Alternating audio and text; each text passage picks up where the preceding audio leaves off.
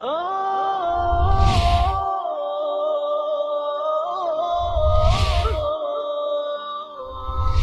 حامل القرآن.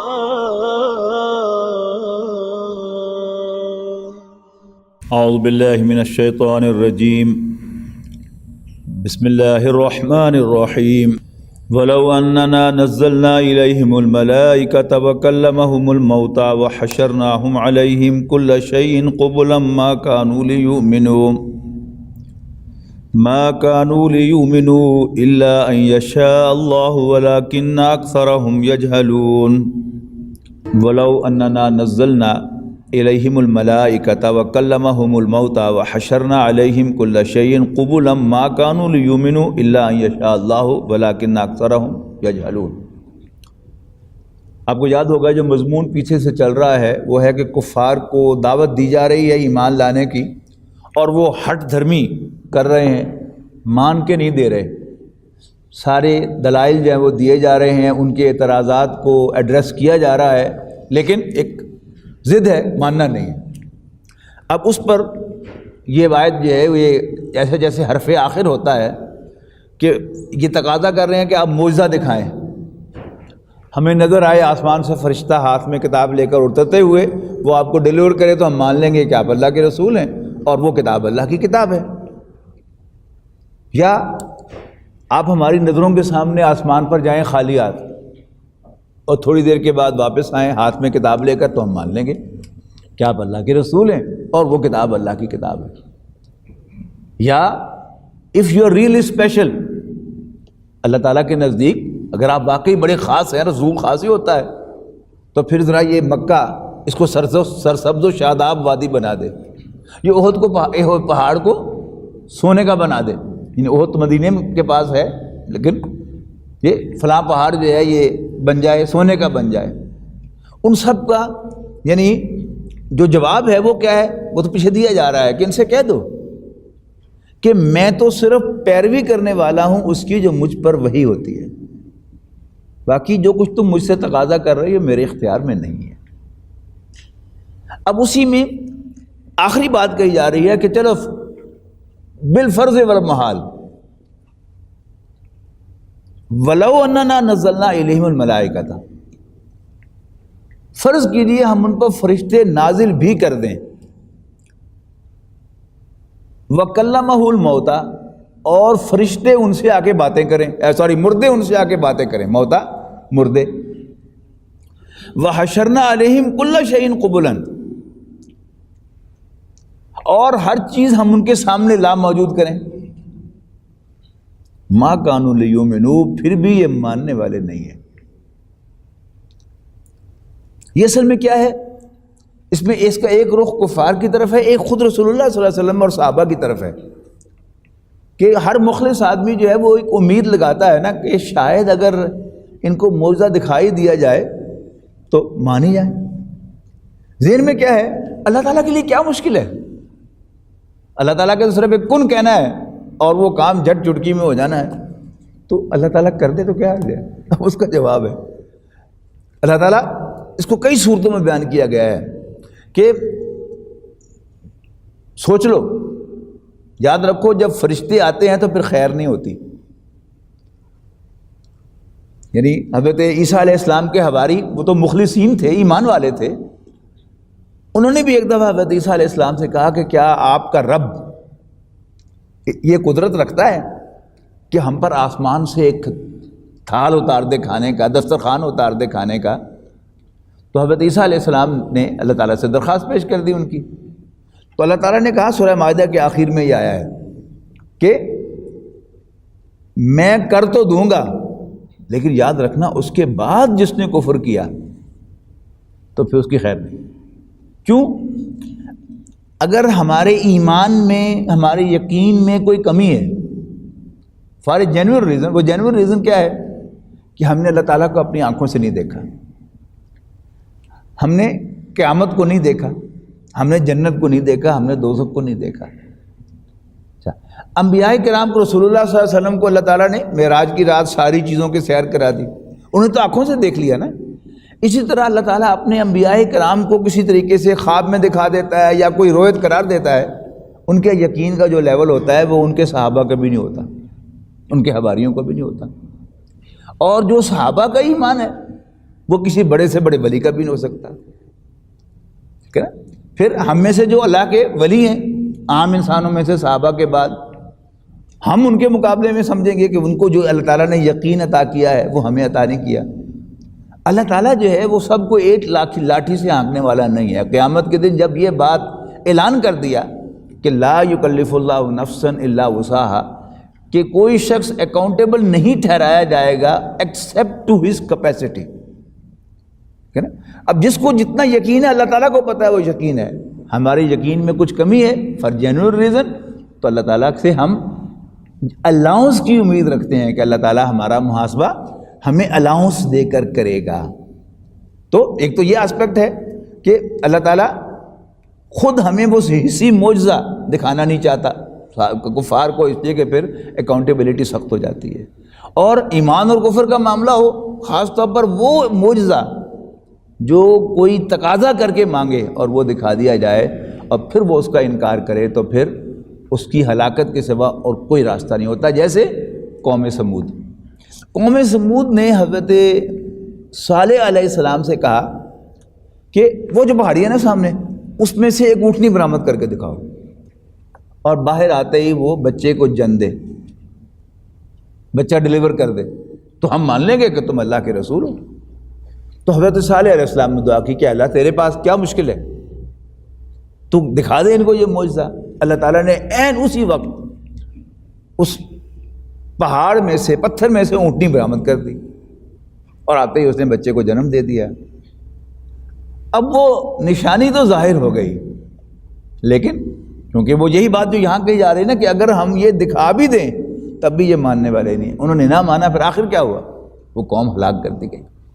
تو اگر ہم اتار بھی دیں ان پر فرشتے اور مردے ان سے کلام کریں اور ہر چیز ہم ان کے سامنے لا کھڑی کریں، ما کانوا لیؤمنوا، پھر بھی یہ ماننے والے نہیں ہیں، الا ان یشاء اللہ، ہاں اگر اللہ چاہے، ولکن اکثرهم یجہلون، اصل میں ان کی اکثریت نادان ہے، بے سمجھ ہے، they have no sense۔ وَكَذَلِكَ جَعَلْنَا لِكُلِّ نَبِيٍّ عَدُوًّا شَيَاطِينَ الْإِنسِ وَالْجِنِّ، اور اسی طرح ہم نے شیطان صفت انسانوں اور جنوں کو بنا دیا ہے، ہر نبی کے ساتھ لگا دیا ہے، ہم نے ہر نبی کے ساتھ شیطان صفت انسانوں اور جنوں کو لگا دیا ہے، یوحی بعضهم الی بعض۔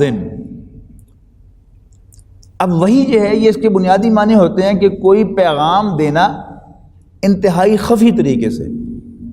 ایک ہے کہ میں آپ کے سامنے بول رہا ہوں، آپ میرے سامنے بیٹھے ہیں، آپ کو کوئی شک نہیں ہے کہ میں عبدالسمیع بول رہا ہوں، آپ سب لوگ میرے سامنے بیٹھے ہیں، آپ کچھ کہیں گے مجھے پتا ہوگا کہ یہ ظاہر صاحب بول رہے ہیں، یہ فیصل صاحب بول رہے ہیں، لیکن اگر کوئی چیز خفیہ طریقے سے کی جائے، جیسے شیاطین کو اللہ تعالیٰ نے یہ طاقت دی ہے اور فرشتوں کو یہ طاقت دی ہے کہ وہ ہمارے ڈائریکٹ دل میں کوئی بات ڈال دیتے ہیں، اب جنوں اور شیطانوں میں سے انسان جو ہیں ان کو اللہ تعالیٰ نے نبیوں کو بھی اس سے محفوظ نہیں رکھا ہوا،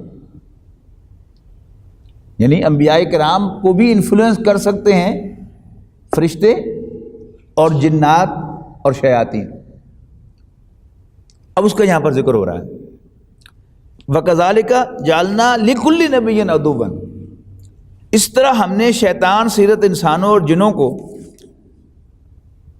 ہر پیغمبر کا دشمن بنا دیا تھا، یوحی بعضهم الی بعض،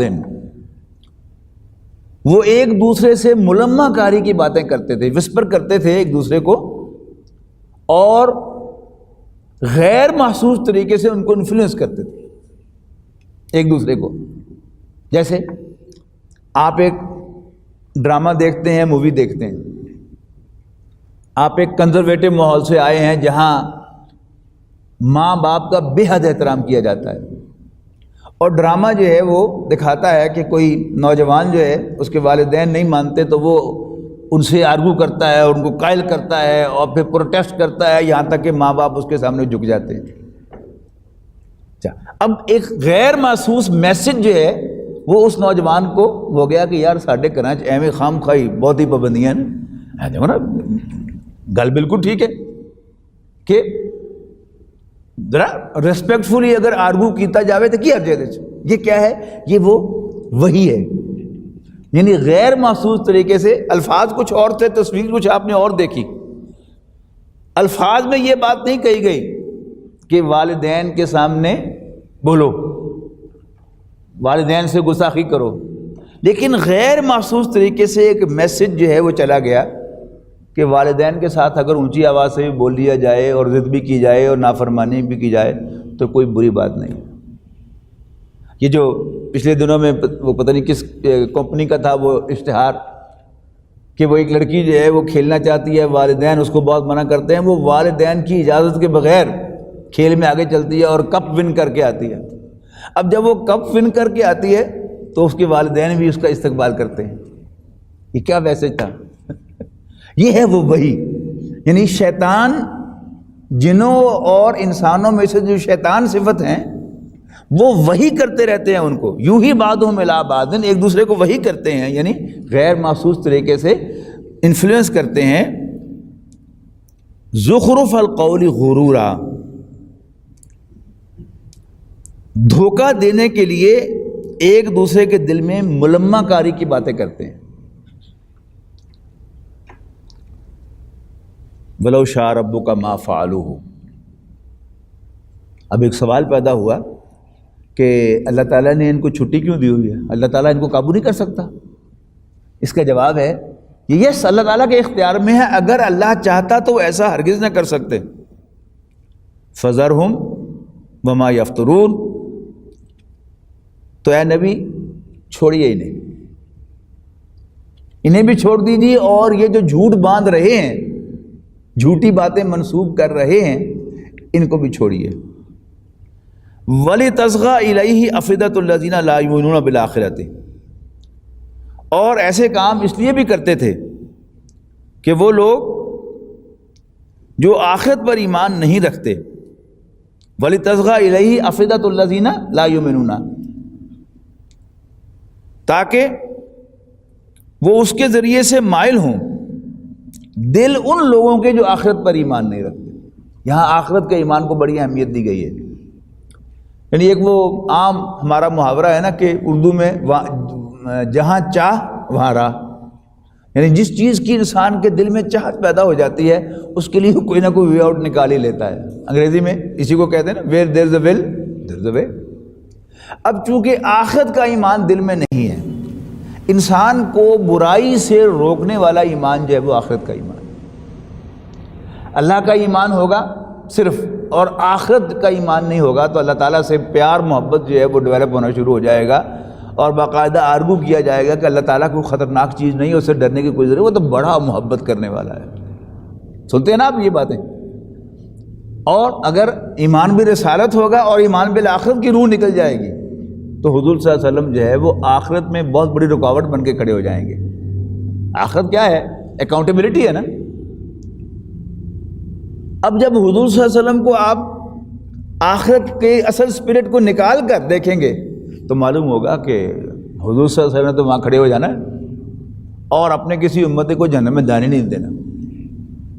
اب جب یہ طے ہو گیا کہ حضور صلی اللہ علیہ وسلم نے مجھے جہنم میں نہیں جانے دینا تو پھر مجھے حلال حرام کی تمیز کرنے کی کیا ضرورت ہے؟ یہ وہ بات ہے جو یہاں پہ کہی جا رہی ہے۔ وَلِتَصْغَىٰ إِلَيْهِ أَفْئِدَةُ الَّذِينَ لَا يُؤْمِنُونَ بِالْآخِرَةِ وَلِيَرْضَوْهُ وَلِيَقْتَرِفُوا مَا هُمْ مُقْتَرِفُونَ، تاکہ وہ ان لوگوں کے دلوں کو مائل کریں، تاکہ ان لوگوں کے دل مائل ہوں جو آخرت پر ایمان نہیں رکھتے، اور وہ خوش ہوں صرف انہی باتوں پر جو وہ پہلے کر رہے ہیں۔ یعنی قرآن مجید پڑھا، کوئی دینی کتاب پڑھی، کوئی اچھا واعظ سنا، تو ایک جذبہ پیدا ہوا کہ نہیں یار ہمیں اب اپنی زندگی بدل لینی چاہیے، 40 سال کا ہو گیا، 50 سال کا ہو گیا، 65 سال کا ہو گیا، اب آئی شوڈ مینڈ مائی ویز۔ لیکن جب وہ دوسری طرف سے وسپر ہوگی، شیطان میرے دل کو مائل کرے گا، وہ حدیث دیکھو، تو میں کہوں گا ہاں ہاں ٹھیک، بالکل ٹھیک کہہ رہے ہیں، خواہ مجھے کیا ضرورت ہے کہ میں حلال و حرام کی تمیز کرتا پھروں اور اپنے بچوں کو اچھے اسکول میں نہ پڑھاؤں اور اپنے بچوں کو عیش نہ کراؤں۔ یعنی ہم سب لوگ جو دن بھر کام کرتے ہیں کس کے لیے کرتے ہیں؟ اپنی اولاد کے لیے کرتے ہیں نا، ان کے مستقبل کے لیے کرتے ہیں۔ اب جتنا جو ہے وہ میرے پاس پیسہ زیادہ ہوگا، میں ان کو اچھی سے اچھی تعلیم، اعلیٰ سے اعلیٰ تعلیم دلا سکوں گا اچھے سے اچھے ادارے میں، اور ان کو بہتر سے بہتر لباس پرووائڈ کر سکوں گا اور اچھے سے اچھا کھانا پرووائڈ کر سکوں گا۔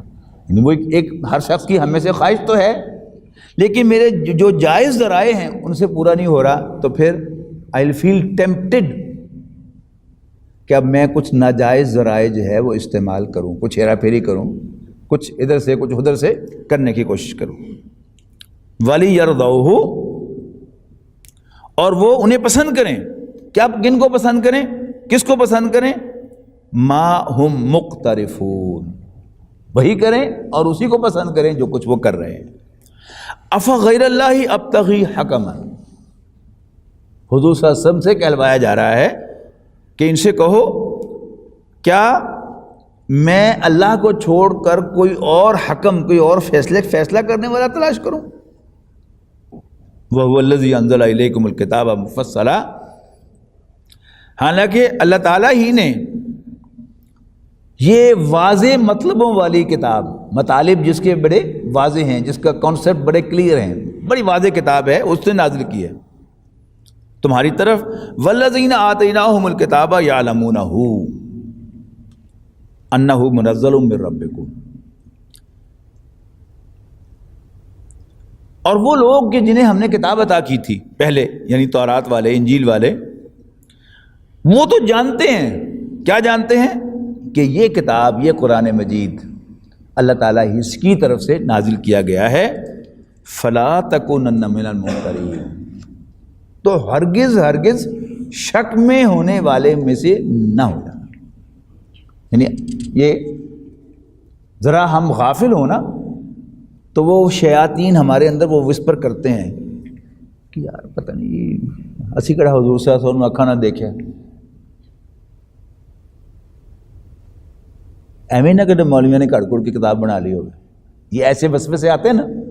یعنی ہم جب دین کے راستے کو چھوڑ کر کوئی غلط راستہ اختیار کر لیتے ہیں تو پہلے تو ضمیر ملامت کرتا ہے شروع میں، اور اگر ہم اس راستے پر چلتے رہتے ہیں پھر آہستہ آہستہ ضمیر جو ہے وہ دب جاتا ہے، اور جب ضمیر دب جاتا ہے تو پھر وہ جو غیر مرئی نہ نظر آنے والی طاقتیں ہیں وہ پھر ہمیں انفلوئنس کرنا شروع کر دیتی ہیں۔ اور پھر ایسے، حالانکہ یہ بات جو ہے وہ جب میں کہیں اسکول میں پڑھتا تھا تو اس وقت کہیں آئی تھی خیال میں، پتہ نہیں تھا، تو پھر میرے استاد نے مجھے بتایا تھا، مجھے سمجھایا تھا، میں کنونس ہو گیا تھا۔ اب وہی پرانی بات جس پر میں پہلے کنونسنگ آنسر لے چکا ہوں، اب وہ دوبارہ میرے دل میں فور فرنٹ پر آئے گی اور پھر مجھے گمراہ کرے گی۔ وَتَمَّتْ كَلِمَةُ رَبِّكَ صِدْقًا وَعَدْلًا، اور تیرے رب کی باتیں سچائی اور انصاف پر پوری ہوتی ہیں۔ لا مبدل لکلماتہ، اللہ تعالیٰ کے کلمات کو، اللہ تعالیٰ کی باتوں کو، اس کے فیصلوں کو کوئی بدلنے والا نہیں ہے۔ وَهُوَ السَّمِيعُ الْعَلِيمُ، اور وہ سب کچھ جاننے والا، سب کچھ سننے والا، سب کچھ جاننے والا ہے۔ وَإِن تُطِعْ أَكْثَرَ مَنْ فِي الْأَرْضِ يُضِلُّوكَ عَنْ سَبِيلِ اللَّهِ، یہ آیت جو ہے وہ جمہوریت کے خلاف حرف آخر ہے۔ فرمایا اے نبی اگر تم نے کہا مانا زمین پر رہنے والوں کی اکثریت کا،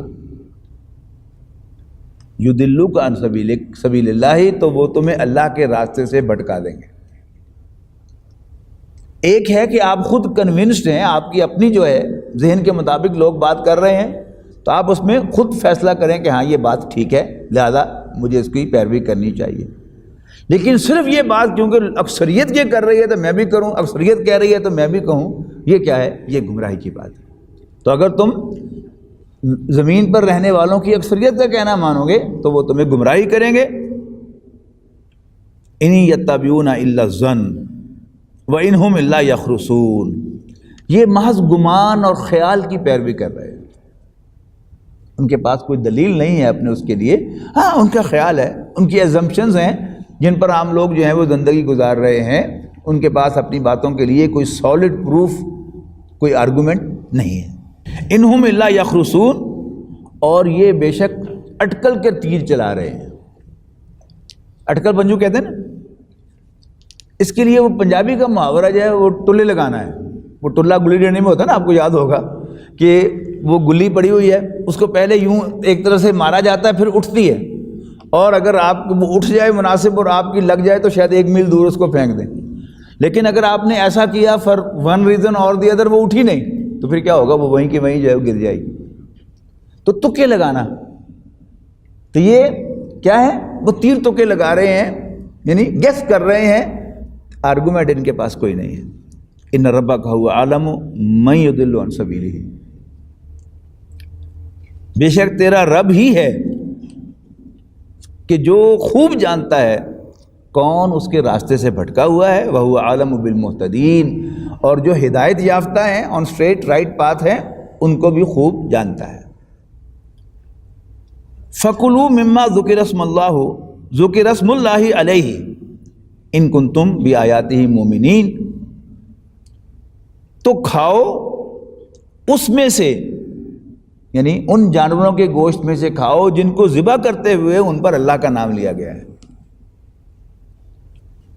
ان کنتم بآیاتہ مومنین، اگر تم اللہ تعالیٰ کی آیات پر واقعی ایمان رکھتے ہو، اگر تم اللہ تعالیٰ کی آیات پر واقعی ایمان رکھتے ہو تو صرف اسی جانور کا گوشت کھاؤ، ایک تو وہ خود حلال ہو، اس میں انڈرسٹوڈ ہے، یعنی کوئی سور کو باقاعدہ اچھے طریقے سے ذبح کر کے اللہ اکبر کہہ دے تو پھر وہ حلال نہیں ہو جائے گا۔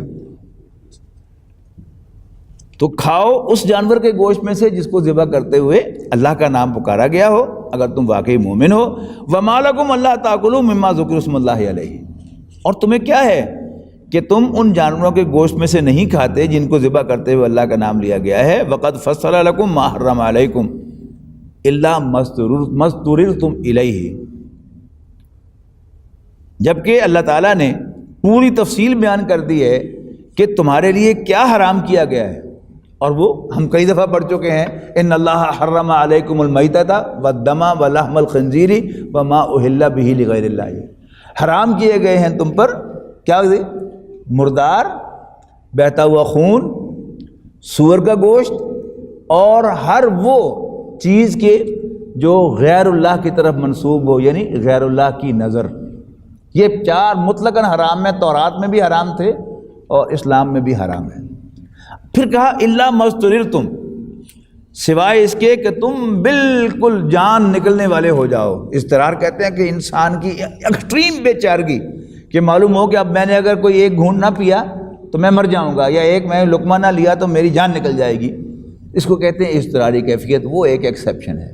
لیکن وہاں بھی 2 وضاحتیں ساتھ ہیں، غیر باغن ولا عادن، بشرطے کہ بغاوت نہ ہو، یعنی خیال ہو کہ اللہ تعالیٰ نے یہ حرام کیا ہے اور یہ کھانا مجھ پر حرام ہے۔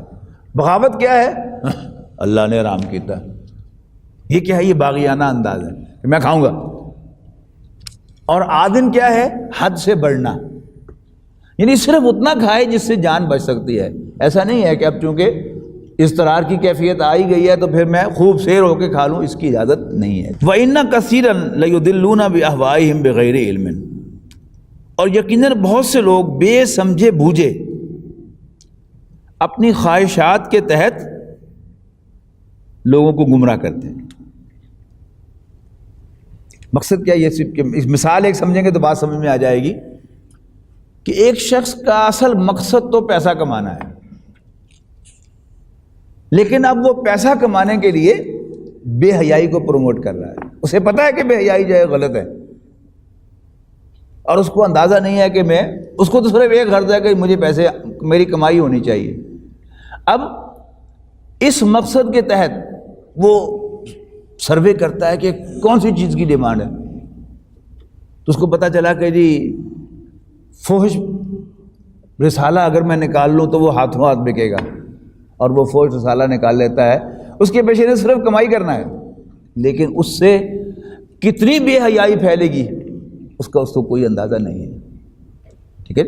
یا وہ کوئی سافٹ ویئر ہاؤس بناتا ہے، وہاں پر بے حیائی کو پروموٹ کرنے والی فلمیں بناتا ہے، یا وہ سوشل میڈیا کو اس کے لیے استعمال کرتا ہے اپنی کمائی کے لیے، تو یہ سب کے سب کیا ہے، ان کا ذکر آپ ذہن میں رکھیں گے تو پھر آیت بڑی آسانی سے سمجھ میں آ جائے گی۔ ان کثیرا لیضلون باہوائہم، اور بہت سے لوگ بے سمجھے بوجھے اپنے نفس کی خواہشوں سے لوگوں کو بہکا رہے ہیں۔ ان ربک هو عالم بالمعتدین، بے شک تیرا رب حد سے بڑھنے والوں کو خوب جانتا ہے۔ وَذَرُوا ظَاهِرَ الْإِثْمِ وَبَاطِنَهُ، تو مسلمانوں لوگوں ترک کر دو پوشیدہ اور کھلے گناہ سب کے سب۔ ان الذین یکسبون الاسم، بے شک وہ لوگ کہ جو برائیاں کماتے ہیں، گناہ کماتے ہیں، سیجزون ما کانوا یقترفون، تو وہ اپنی تمام حرکتوں کی جو وہ کر رہے ہیں سزا پائیں گے۔ ولا تاکلوا مما لم یذکر اسم اللہ علیہ وانہ لفسق، اور مت کھاؤ اس میں سے جس پر ذبح کرتے ہوئے اللہ کا نام نہ لیا گیا ہو، یقیناً یہ گناہ ہے۔ وَإِنَّ الشَّيَاطِينَ لَيُوحُونَ إِلَىٰ أَوْلِيَائِهِمْ، اور یقیناً شیطان لوگ اپنے دوستوں کے دلوں میں یہ بات ڈالتے ہیں، لِيُجَادِلُوكُمْ، تاکہ وہ تم سے آرگو کریں۔ اب یہ سارا جو ہمارا انٹلیکچوئل طبقہ ہے، دانشور، وہ اس کی تصویر ہے کہ شیطان نے انہیں ٹرین کر دیا ہے، اور اب وہ اسلام کے خلاف تڑا تڑ دلائل دے رہے ہیں، کتابیں کی کتابیں لکھی جا رہی ہیں، کالم کے کالم بڑے پڑے ہیں، ٹی وی کے پروگرام پر پروگرام جو ہیں وہ کیا ہیں، اسلام کا مذاق اڑانے کے لیے، اور بلا کر مولویوں کو ریڈیکیل کرنے کے لیے، انہیں کچھ پتہ نہیں ہے، پبلک میں ایک امپریشن جائے کہ مولویوں کو پتہ ہے کوئی نہیں، بڑے اپنے بھرتے ہیں، یہ سوال کیا اور جواب نہیں دے سکا، بڑی اس کی مشہوری ہوتی ہے کہ بالکل کلین بولڈ کر دیا، ناک آؤٹ کر دیا فلانے مفتی صاحب کو اور فلانے مولانا صاحب کو۔ یہ اصل میں کیا ہے، یہ اسی غیر محسوس طریقے سے اللہ تعالیٰ کی بغاوت کو پروموٹ کرنا۔ وَإِنْ أَطَعْتُمُوهُمْ إِنَّكُمْ لَمُشْرِكُونَ، مسلمانوں اگر تم ان کا کہنا مانو گے تو تم بھی مشرک ہو جاؤ گے، شرک کرنے لگے گے، پتہ نہیں چلے گا تمہیں کہ تم کہاں شرک میں مبتلا ہو گئے۔ شرک کی بہت سی قسمیں ہیں نا، ایک تو اللہ تعالیٰ کی ذات میں کسی کو شریک بنانا ہے کہ اس کا کوئی بیٹا نہیں، کوئی بیٹی نہیں، کوئی باپ نہیں، کوئی ماں نہیں۔ دوسرا کیا ہے، اللہ تعالیٰ کی صفات میں اس کے لیول کا کسی کو نہ سمجھنا۔ ہم بھی دیکھتے ہیں، اللہ بھی دیکھتا ہے، لیکن اللہ تعالیٰ از خود دیکھتا ہے، آن ہز اون دیکھتا ہے، ہم اللہ تعالیٰ کے دکھائے دیکھتے ہیں۔ اللہ تعالیٰ سب کچھ دیکھتا ہے، ہم صرف لمیٹڈ دیکھ سکتے ہیں۔ اللہ تعالیٰ کا یہ دیکھنا ہمیشہ سے ہے اور ہمیشہ رہے گا۔ ہمیں جب اللہ تعالیٰ نے دنیا میں بھیجا تو ہم نے دیکھنا شروع کیا، اور جب تک اللہ کو منظور ہوگا ہم دیکھ سکیں گے، اور جب اللہ تعالیٰ ہم سے بینائی چھین لے گا تو ہم زندگی کے باوجود نہیں دیکھ سکیں گے۔ اور یہ جو بینائی کا معاملہ ہے، ہم سب اس کے گواہ ہیں۔ ہر وہ شخص جو 40 سال سے اوپر ہے اسے معلوم ہے کہ میری بینائی کمزور ہو رہی ہے۔ پہلے وہ بغیر اینک کے پڑھتا تھا، اب اینک لگا کے پڑھتا ہے، اور ہر 4-5 سال کے بعد پھر محسوس کرتا ہے کہ کچھ اور نظر کمزور ہو گئی، پھر آپٹیشین کے پاس جا کے دوسرا نمبر لیتا ہے، پھر کم ہوتی ہے، پھر زیادہ ہوتی ہے، پھر موتیے کا وقت آ جاتا ہے، معلوم ہوتا ہے کہ اب بینائی ختم ہو رہی ہے، پھر آپریشن کروا کر وہ اپنی بینائی بحال کرتا ہے۔ لیکن یہ کب تک ہے؟ جب تک اللہ تعالیٰ کو منظور ہوگا۔ جب اللہ تعالیٰ چاہے گا کہ I should not see anymore, I won't be able to see anymore۔ تیسرا اسپیکٹ کیا ہے کہ اللہ تعالیٰ اپنے حقوق و اختیار میں بھی مطلق ہے، واحد ہے۔ فیصلہ کہ اختیار کس کے پاس ہے؟ تھوڑے تھوڑے اختیار ہم سب کے پاس ہیں۔ جہاں بھی میرا زون آف انفلوئنس ہے وہاں میرا حکم چل جاتا ہے، جہاں آپ کا زون آف انفلوئنس ہے وہاں آپ کا حکم چل جاتا ہے۔ جس کا زون آف انفلوئنس چھوٹا ہے اس کا حکم بھی چھوٹا ہے، اور جس کا زون آف انفلوئنس بڑا ہے اس کا حکم بھی بڑا ہے۔ سب سے بڑا حکم کس کا ہے؟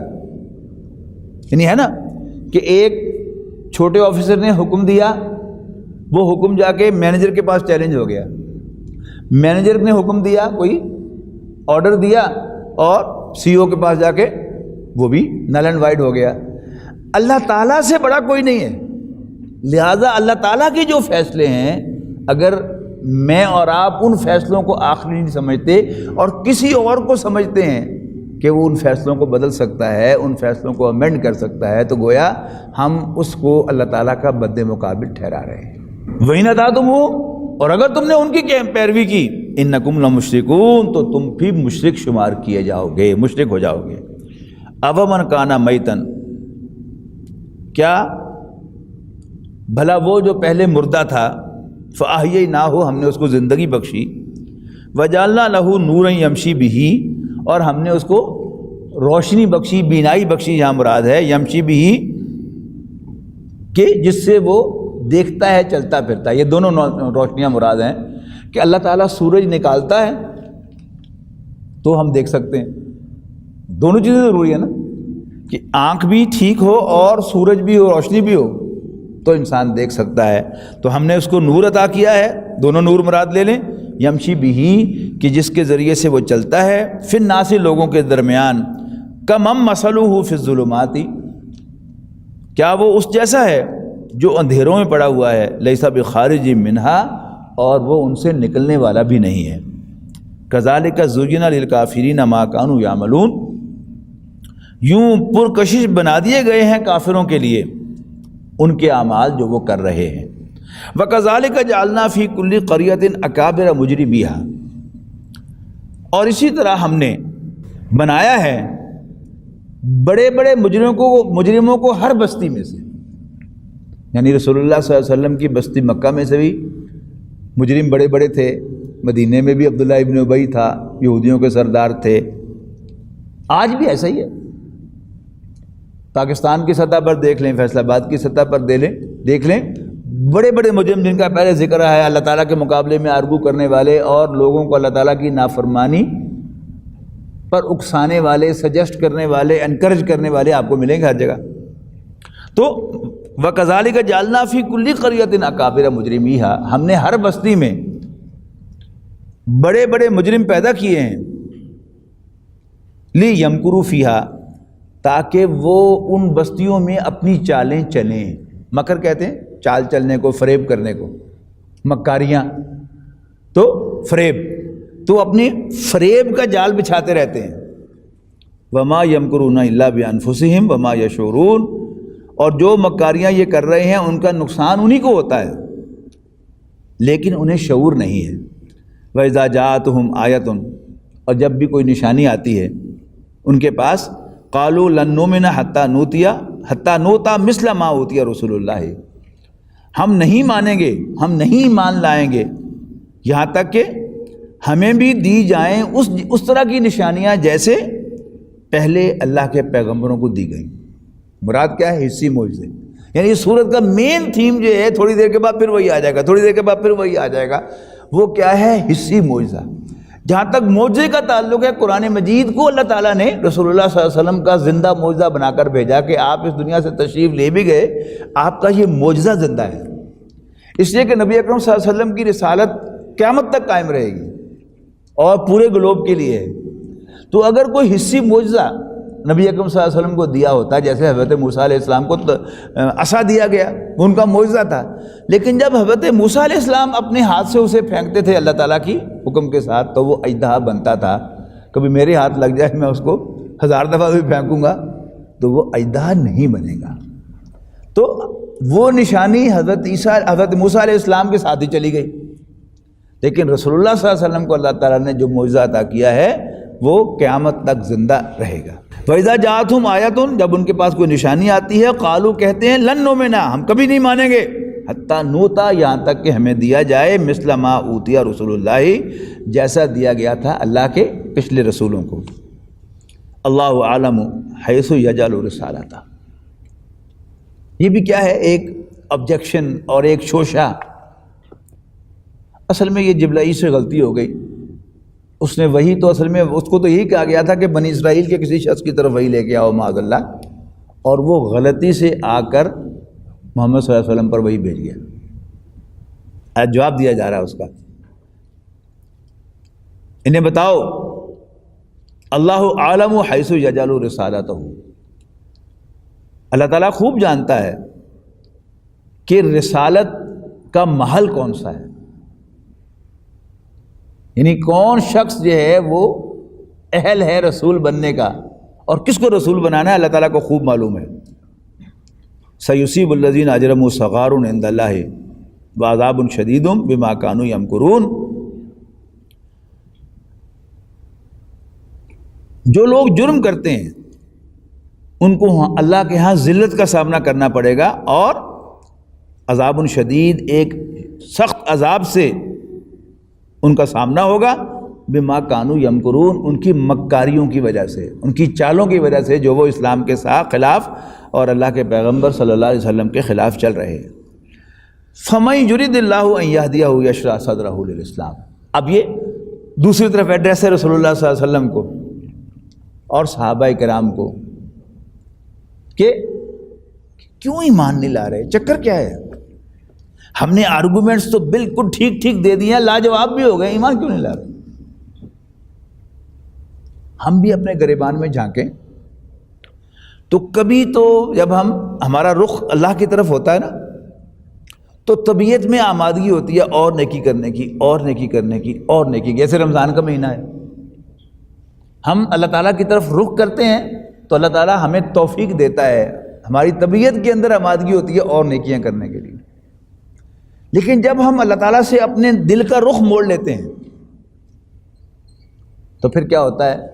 نماز پڑھنے میں دل نہیں کرتا، ٹھیک ہے جی، اللہ نے یاد کرنے میں دل نہیں کرتا، قرآن شریف پڑھنے کو جی نہیں. بہت سے لوگ وہ سمجھتے ہیں کہ یہ قرآن مجید جو ہے اللہ کی کتاب ہے اور اس کی تلاوت مجھے کرنی چاہیے، لیکن طبیعت ہی آمادہ نہیں ہوتی. قرآن شریف کھولتے ہیں، نیند آ جاتی. یہ کیا ہے؟ اللہ تعالیٰ کی طرف سے اسے توفیق نہیں ہے، اس پر اسے اللہ تعالیٰ کی حدود گرانا چاہیے. نماز رہ گئی، یعنی آپ باقاعدگی سے باجماعت نماز پڑھتے ہیں، آپ ایک نماز میں سستی کریں گے، باجماعت نہیں پڑھیں گے، تو اگلی نماز میں بھی آپ سستی محسوس کریں. آپ سے ایک نماز مس ہوئی، اس پر آپ گڑ گڑائیں، توبہ استغفار کریں، اور اگلی نماز سے پہلے اگر وقت ہو نوافل کا تو 2 نفل کر کے اللہ تعالیٰ سے معافی مانگے کہ یا اللہ مجھ سے غلطی ہو گئی، میری توفیق نہ چھین نماز پڑھنے کی. آپ محسوس کریں گے کہ پھر وہ سارا اصل جو ہے اثر زائل ہو جائے گا، اور پھر اگلی جماعت انشاءاللہ آپ باجماعت نماز ادا کریں گے، اپنے دل کے اندر آمادگی آپ کو محسوس ہوگی. اس کو یہاں بیان کیا جا رہا ہے، یعنی جو اللہ تعالیٰ کی طرف رخ کرتا ہے اللہ تعالیٰ اس کو انشراح صدر عطا کرتا ہے. اللہ تعالیٰ کی طرف سے اپروول ہو جاتی ہے تو اپروول کا ظہور کیسے ہوتا ہے؟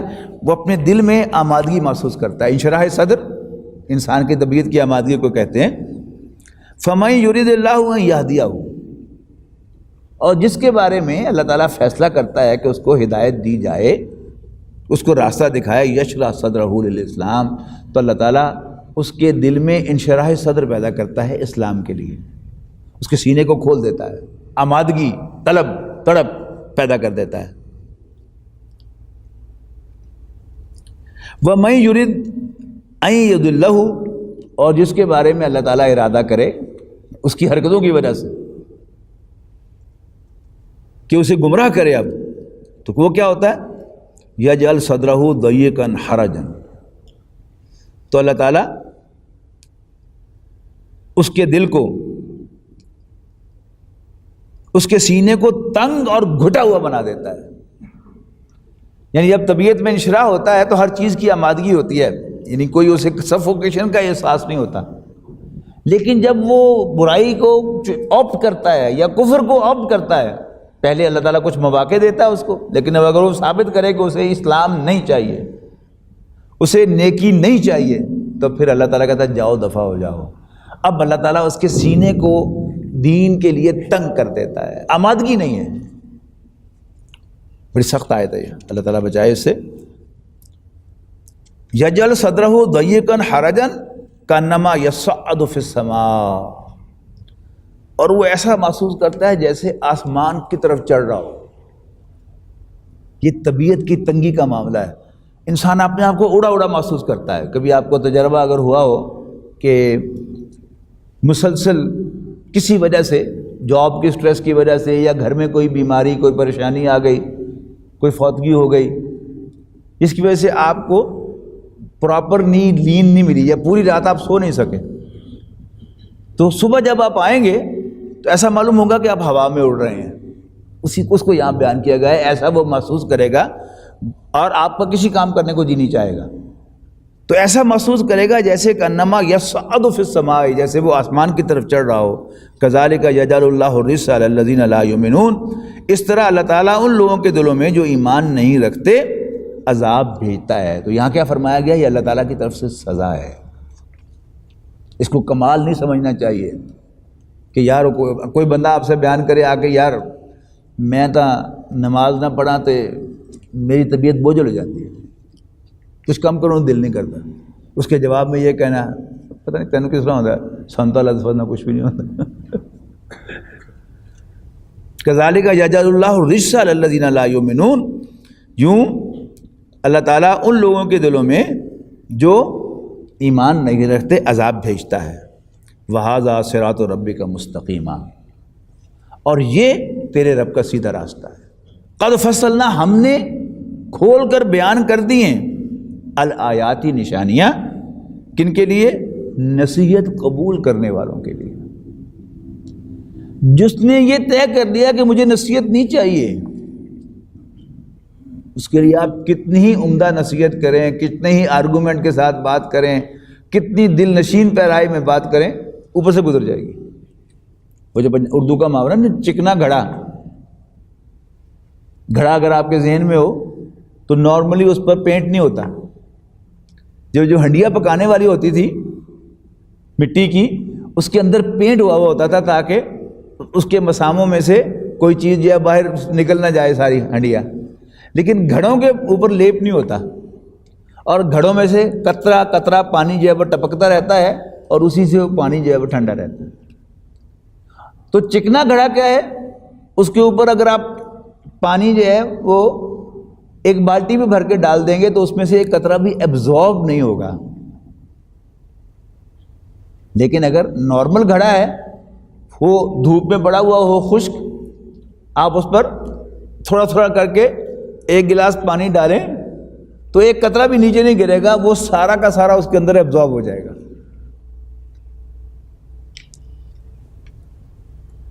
تو وہ ان لوگوں کے لیے نشانیاں ہیں جو نصیحت قبول کرنا چاہتے ہیں، اور جنہوں نے مینا مانو کا طرز عمل اختیار کر لیا ہے، ان کے لیے ہر قسم کی نشانی بیکار ہے. لہم دار السلام عند ربہم، وہ لوگ جو نصیحت قبول کرتے ہیں، نشانیوں کو اپریشیٹ کرتے ہیں، ان کے لیے ان کے رب کے پاس سلامتی کا گھر ہے، یعنی جنت مراد ہے. وَهُوَ وَلِيُّهُمْ، اور اللہ تعالیٰ ان کا دوست ہے، ان کا پشت پناہ ہے، ان کا حامی ہے. بِمَا كَانُوا يَعْمَلُونَ، ان کی اچھی پرفارمنس کی وجہ سے. وَيَوْمَ يَحْشُرُهُمْ جَمِيعًا، اور جس دن اللہ تعالیٰ ان سب کو جمع کرے گا. اے جنوں قَدِ اسْتَكْثَرْتُم مِّنَ الْإِنسِ،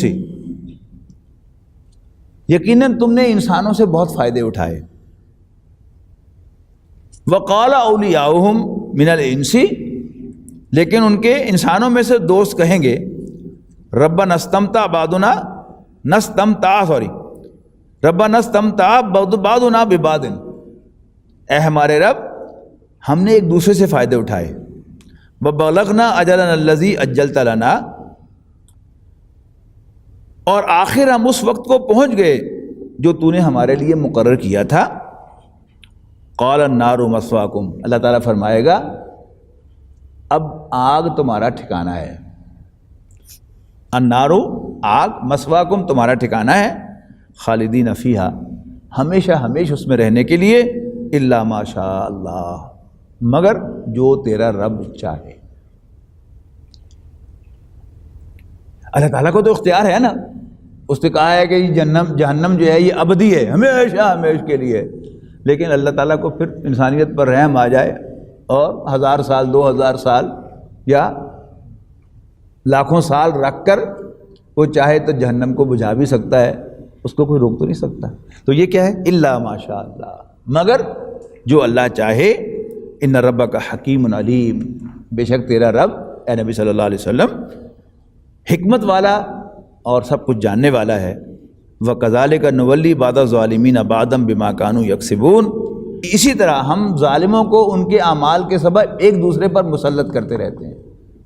یعنی انسانوں کو ظلم کی وجہ سے ان کے جو جنات دوست ہیں ان کو مسلط کر دیتے ہیں، لیکن پہلا فیصلہ اس کو آپشن وہ انسان کے اپنے پاس ہے کہ اس نے اللہ والا بننا ہے، دنیا والا بننا ہے، یا شیطان والا بننا ہے.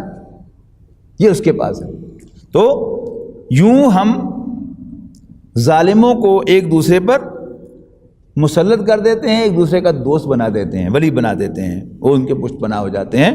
بما کانوا یکسبون، ان کی کمائی کی وجہ سے، ان کے اعمال کی وجہ سے. بارک اللہ لی ولکم فی القرآن العظیم ونفعنی وإیاکم بالآیات والذکر الحکیم. يا حامل القرآن